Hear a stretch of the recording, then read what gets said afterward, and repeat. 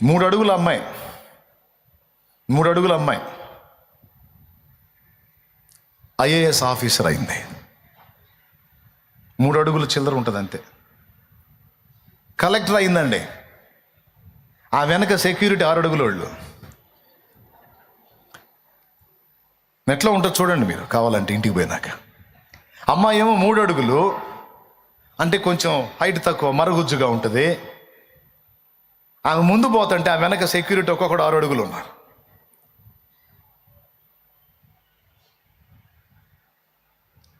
మరుగుజ్జు దానివి, పొట్టి దానివి, నువ్వేం సాధిస్తావు, నువ్వేం చదువుతావు, నువ్వేం వెలగబడతావు అన్న అవమానపు మాటలు, హేళన మాటలు, ఎగతాళి మాటలు ఛాలెంజ్గా తీసుకుంది.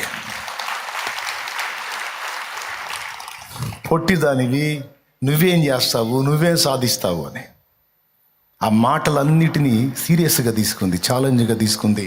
అదిగో నేను చెప్పేది ఫ్రాడ్, అబద్ధంగా చూడండి. ఆ మధ్యలో ఉన్న కలెక్టర్ ఎంత హైట్ ఉంది చూడండి, చుట్టూ ఉన్న వాళ్ళు ఎంత ఉన్నారో చూడండి. మీరు సెల్ ఫోన్ చూసినా చెత్త వ్యవహారాలుగా చూడాలి, ఇట్లాంటివి చూడాలా, అట్లాంటివి చూడాలా. దేవునికి స్తోత్రం కలుగును గాక. అవమానాలనే ఛాలెంజ్గా తీసుకొని రాత్రి మగళ్ళు కష్టపడి చదివింది. ఒక కలెక్టర్ చదువు ఎంత గొప్పదో తెలుసా? మిగిలిన చదువులన్నీ ఒక ఎత్తు, అది ఒకటి ఒక ఎత్తు. మామూలు చదువుల కంటే ఎక్కువ గంటలు కేటాయించి చదవాలి. దానికి చదివింది. 6 అడుగుల వాళ్ళు ఆమె అనుకున్నారు ఏమేమో ముందుంది. కారణం ఏంటో తెలుసా? ఏమని చదివినంత వాళ్ళు చదవాలా, ఏమని చేసినంత కష్టం వాళ్ళు చేయలే. అది చూడండి.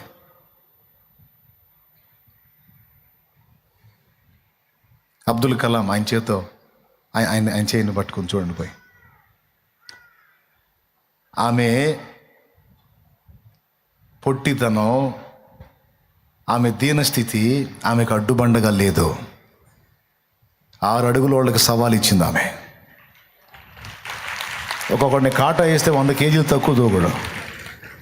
100 కేజీలోడికి 6 అడుగులోడికి సవాల్, ఛాలెంజ్ ఇచ్చింది. దమ్ముంటే నీకు దమ్ముంటే రారా నా స్థాయికి అందుకోమని. ఆడపిల్లలకి సవాల్ ఇచ్చింది, మగపిల్లలకి సవాల్ ఇచ్చింది. రండి, దున్నపోతులాగా బాడీని పెంచటం కాదు, కష్టపడండి, సాధించండి అని. 60 ఏళ్ళు దాటినామే ఈతల పోటీలోనే కాదు ఇంకా వేరే పోటీలు కూడా పాల్గొని దాదాపు 51 బహుమానాలు పొందింది. రిటైర్డ్ ఉద్యోగి. ఏమండి, నేను అదే చెప్తుంది. జీవితానికి ఒక గురి ఉందనుకో. ఇప్పుడు ఆ అమ్మాయి నేను కలెక్టర్ కావాలనుకుంది, ఐఏఎస్ నేను సాధించాలనుకుంది. ఇప్పుడు ఆ అమ్మాయి ఏమని కోరిద్ది? నాకు సావు రాట్లా అంటదా? ఒకవేళ తనకి ఏదైనా హెల్త్ ఇష్యూస్ వచ్చినా, దేవుడా దయచేసి నన్ను బాగు చేయి, ఎందుకంటే నేను అనుకున్నది సాధించాలి, నా కుటుంబానికి మంచి పేరు తేవాలి. పొట్టిదాన్ని కన్నారు, జానా బెట్టడి దాన్ని కన్నారు, పనికిమాలిన దాన్ని కన్నారు, పనికిరాని దాన్ని కన్నారు. దాని జీవితం ఏంది, దాన్ని ఎవడు చేసుకుంటాడు, దాని బతికేంది, అది అవిటిది అని నన్ను చుట్టూ ఉన్నవాళ్ళు అన్న మాటలు, నా తల్లిదండ్రులు నన్ను కన్నందుకు ఎంత వేదన పడ్డారో వాళ్ళ తల ఎత్తుకునేటట్టు నేను చేయాలి. ఆ తర్వాతే మరణం నాకు రావాలి. అప్పటిదాకా చావు కూడా నా దరి చేరకూడదు. దేవుడా దయచేసి నా ఆశయానికి జీవం పోయమని ఎన్ని మొక్కిందో, ఎంత మొత్తుకుందో. బతకాలని ఆరాటపడింది, బతికి చూపించింది. చదువుకున్న వాళ్ళకి ఇది ఛాలెంజ్.